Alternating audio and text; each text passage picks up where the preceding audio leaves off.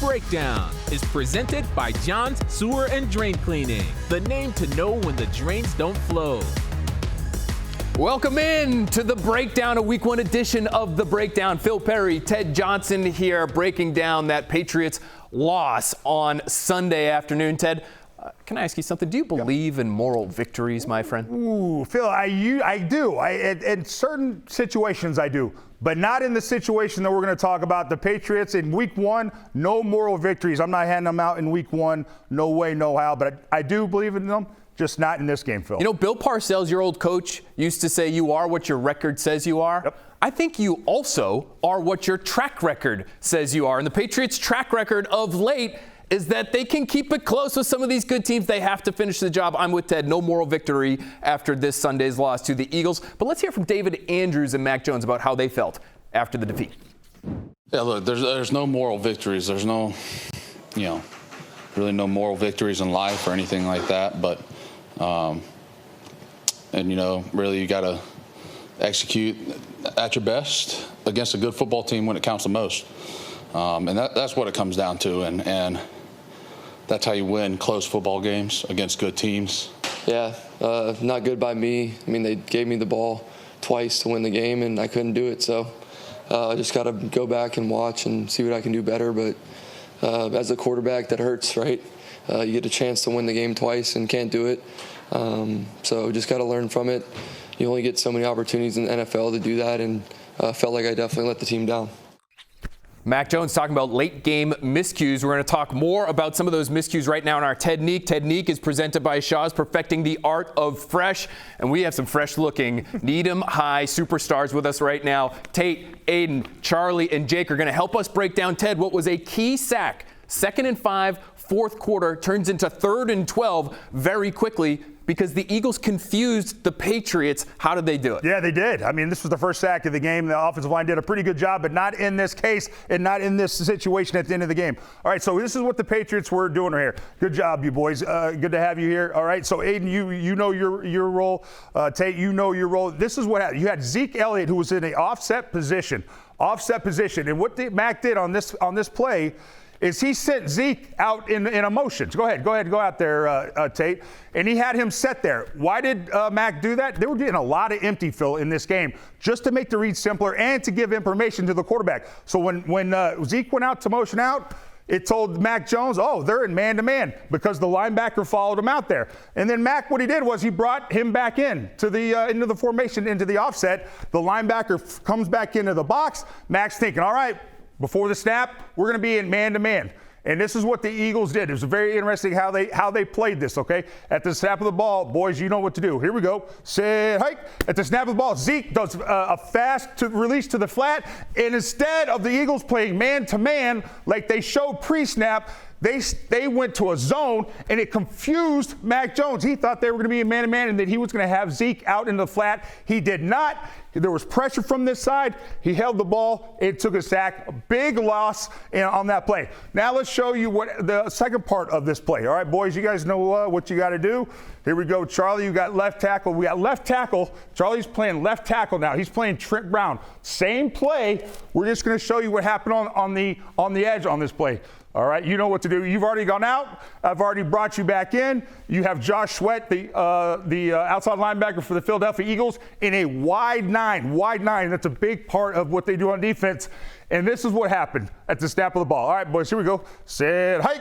Snap of the ball, pressure immediately right into Mac's face. Josh Sweat, that wide nine, pushed Trent Brown right back into the quarterback. The quarterback couldn't see the running back. He pulls the ball down, doesn't know where to go, takes the sack, big loss. So besides the Eagles adjusting to that motion, they also, with the wide nine, put pressure on Mac Jones. And that play usually has a chance, but in this instant, it didn't because the Eagles had nice adjustments for him, Phil. A couple things there that the Patriots really want to use to their advantage. When you go empty like that, you should be able to get some coverage indicators, right? Bill O'Brien has loved empty for a long time, whether he was in Houston or at Alabama. They'll continue to use that this year, but the Eagles use that information that Mac Jones thought he was acquiring against him, and then the big left tackle, Trent Brown, gives up a pressure the offensive line had held up for the most part all day long. That was the first sack that they had given up to that great Eagles pass rush. Phenomenal job. Good job, by boys. the Needham High athletes on the set right now. They're sticking around because we got more to get to.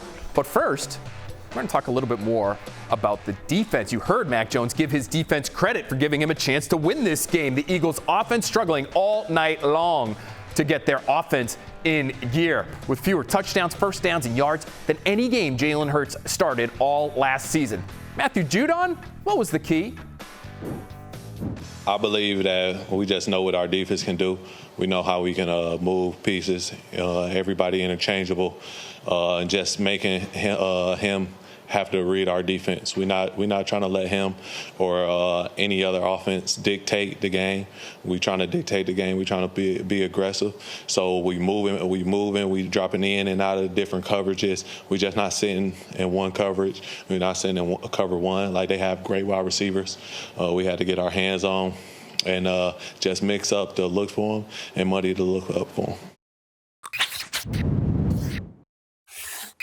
Time now for Board Games, brought to you by John Sewer and Drain Cleaning. The name to know when the drains don't flow, mixing up their coverages, changing their looks. You heard Matthew Judon explain what the Patriots did to Jalen Hurts and the Eagles there, Ted.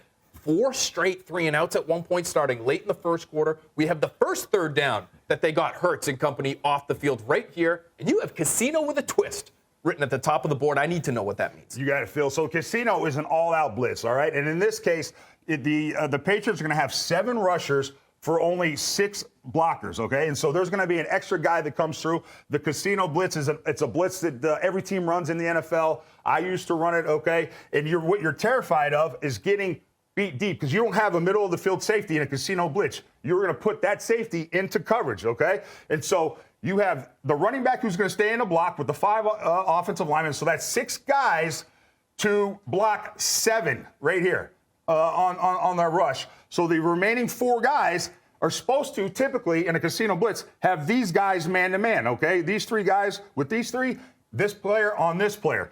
Instead, the Patriots do something a little different. It was really well executed and something that even Tony Romo had never seen before, and I hadn't either. So what the Eagles do is they motion from 3-by-1 to 2-by-2, and so when that happens, you have right here, Miles Bryant, he moves over with that wide receiver so that Jalen Hurts is in his mind. He's going, oh, they're in man-to-man because Miles Bryant is motioning over with him, okay? So in his mind, it's man-to-man. However, typically it is. But the Patriots do something different. So at the snap of the ball, boom, all these guys are coming. They all rush. They hit the line of scrimmage at the right time, and they start getting pressure. But here's the thing. Here's what happens on this play is that you have crossing routes. And so what teams will do, if they think that you're in man-to-man because Miles Bryant motioned over, Jalen Hurts is going, oh, they're going to be in man-to-man, they run crossing routes.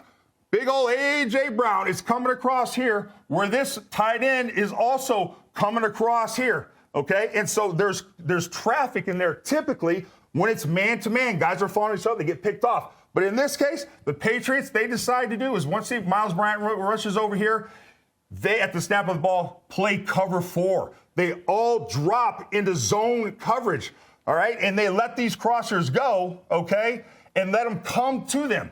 Miles Bryant, here's the ball is caught right between the numbers here. A.J. Brown just 2 yards across the line of scrimmage, and he makes a huge hit right at the line of scrimmage for just a 2-yard gain, and it fools Jalen Hurts. You can tell they thought they were going to be man-to-man. They switched from man-to-man to zone. I've never seen that before. It was a great play, Phil, that is hard to execute unless you have guys that have been in the program for a long time, versatile players that know what each other is doing. And clearly the Patriots have that on that side of the ball. And they executed this Casino blitz with a twist, not playing man-to-man, but playing zone. And it fooled the Eagles. And the Patriots made a big play there on 3rd down. And you're going to see stuff like this from the Patriots defense all season long. Versatile players, exotic blitzing, and hopefully they'll get home and make them pay when they do that. It's time now for my report card, which is presented by the Massachusetts School of Law. As always, you can read more about the reasoning behind these grades on NBCSportsBoston.com. A mixed bag for the O. But as you can see, some great marks for the defense against one of the best offenses in the NFL. At least that's what we think, Ted. We think it'll be one of the best offenses in the league. As you're looking at those grades, you're moaning and groaning. It feels like you just want to take me down on the set right now. What do you disagree with? No, you know what? I tend to do that. I shouldn't make so many. I was surprised by how good they're grade. Not surprised, but comparatively speaking to last year, that's a big improvement. Those were good grades from top to bottom. I mean, it wasn't just the defense. There were some nice grades you gave the offense. Can the defense keep this up against a really difficult schedule? You know, after performance against an offense like that, against the quarterback and that offensive line with the weapons they had, it's hard for me not to think that they can potentially be a top 5 defense. Maybe be like one of those defenses from the early aughts that featured one Ted Johnson, perhaps. Let's not get crazy, but we'll see. Okay. Welcome back to the breakdown. Phil Perry, Ted Johnson. Ted, the Patriots offense did show signs of life. Certainly reasons for optimism, in my opinion. Bill O'Brien had a lot to do with that. What'd you make of his debut back with the Patriots in 2023? I thought he did a great job. I thought there was some really excellent play calling. I thought there were plays to get guys open. And I just thought the overall operation was really good. And you know what I like too is that you could see Bill O'Brien making adjustments as the game went on, and that I want to see out of the offensive coordinator. Trying to highlight strengths, hide some weaknesses. It felt like they were really trying to protect that offensive line with 2 rookie starters to get the game started. Some different personnel groups. We saw some 3 tight end personnel groupings from Bill O'Brien, 2 backs, 1 tight end, all sorts of different stuff that we really didn't see in 2022. How about for Mac Jones? With the caveat that the Patriots were playing from behind all day long, still some big numbers for Mac Jones in his first game with Bill O.B. calling plays. A career high in both completions and pass attempts, just the 4th time in his career that Jones has thrown for 3 touchdown passes. And despite all the dropbacks and the 2 rookie guards, Jones was sacked just twice. For more on this new look offense, Ted and I are going back to the drawing board. Back out here for Board Games, brought to you by John Sewer and Drain Cleaning, the name to know when the drains don't flow. Ted, saw the numbers there. One of the most productive days that Mac Jones has had as a pro, helped in part by some success down in the red zone. What a difference a year makes. 3 touchdowns inside the 20. We're going to talk about one of Kendrick Bourne's 2 scores in the red zone. You've got Bourne supremacy written at the top of the board, I think, Ted, because this guy looked like a number 1 with some of the plays he made yesterday. No doubt about it, Phil. He was all over the place. Two excellent touchdowns in the red zone. The Patriots were dead last in red zone touchdowns last year, so they looked really good in the red zone last night. And so this was a great play. This was the post play up on the left side for the touchdown to Kendrick Bourne here. Let's go through this play. The Eagles, they like to move their safeties a lot to confuse the quarterback. They show too high safety look, all right, and then they rotate late to cover 3 after the snap, okay? So they go from cover 2 to cover 3, so middle of the field safety. And so what the Patriots are trying to do is really stress this middle of the field safety. And how do you do that? You put action in front of him. You put distractions up there. You put some bait up there with some crossers to get his attention so that you can hit the backside post, and that's exactly what happened on this play. So you have on this left side, Kayshon Boutte, who free releases into the middle of the field. This cornerback, once he leaves, he can back off, pass it to the safety. And on this side, you had Juju Smith-Schuster from the trip side. He's also coming to the middle of the field to get the attention of this safety. Why do you want to get the attention of this safety? Because you want to get some space to open on this backside. And this is what Kendrick Bourne does a great job of, is getting this space, okay? At the snap of the ball, he does an outside release to get this corner to widen. This corner already has outside leverage on him because he has middle of the field safety help. He knows that. But you want to get him even wider because you're setting him up. You're going to rope-a-dope this guy. You're going to set him up by going wide so he widens, and then boom, you cut it inside to hit that post, and that's where the space is. Kendrick Bourne does a great job with his release. These guys do a great job of setting the bait for this safety. Mac Jones, Phil, does a great job of looking this way initially to draw the attention of the safety, and then boom, coming back here with his eyes and hitting Kendrick Bourne right there with the laser. That was a great play by the play caller, by the quarterback, and by Kendrick Bourne, who I think is the Patriots' number 1 wide receiver. Boy, we've heard players talk in the past about just how much trust matters down inside the red zone. Mac Jones clearly trusts Kendrick Bourne. That Kendrick Bourne touchdown we just talked about was the beginning of a turnaround for the Patriots offense Sunday because it wasn't always pretty. The Patriots picked up just 2 first downs on their first 5 drives, 0 for 4 on third downs, but some adjustments led to a little more success, which brings us to our next technique presented by Shaw's Perfecting the Art of Fresh. We are back out here with the Needham High Rockets. Tate, Charlie, Jake, and Aiden. Ted, let's talk about these mid-game adjustments from Bill O'Brien. It's part of the reason he's here. You have to be able to adjust, especially on week 1, where you really don't know what you're getting on either side of the ball from your opponent. How did Bill O'Brien adjust? Yeah, I think he did a good job. They weren't running a lot of bunch formations in the first quarter, and then I think he realized, you know what, they have some issues with some of our man-to-man stuff. Let's put our guys in a bunch formation, confuse the Philly defense, and see how that works. And it worked out pretty good. So Phil, you get on that side of the ball. I'll be on. This is defense. We're on defense on this side of the ball. All right, so the Patriots are in a bunch formation. When you have 3 wide receivers in tight like this, and then they just got like a starburst at the release of the ball, it's hard to kind of track where these guys are going, and so the Patriots run a lot of bunch formations to get to their advantage, and they did a really good job. So Tate is going to be playing Juju Smith-Schuster on this play. In the Patriots, this is a third down in the second half, or excuse me, in the second quarter, that they had an opportunity to get a first down, but it was poorly executed, and then they come back to the same play later, and we'll show you what that is. So here's what they did. So Mac Jones is back there. He's in the shotgun. He waves to Juju. He waves him out and says, wants him to bump out. And so he goes from that side to this side, still a bunch formation. Darius Slay, now he's got Juju man-to-man, but he's got to back up a little bit because he doesn't want to get caught in the wash. And by doing that, you'll see what happens on this play. All right, boys, you guys know what to do. Here we go. Sit, hey, go. At the snap of the ball, Darius Slay loses his guy,